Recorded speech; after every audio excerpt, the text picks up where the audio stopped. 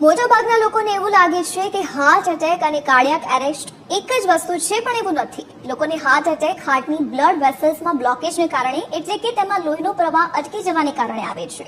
અને heart attack આવતા પહેલા શરીર કેટલાક સંકેતો આપે છે, જેણે સમજી લીધું તેનો જીવ બચી જશે.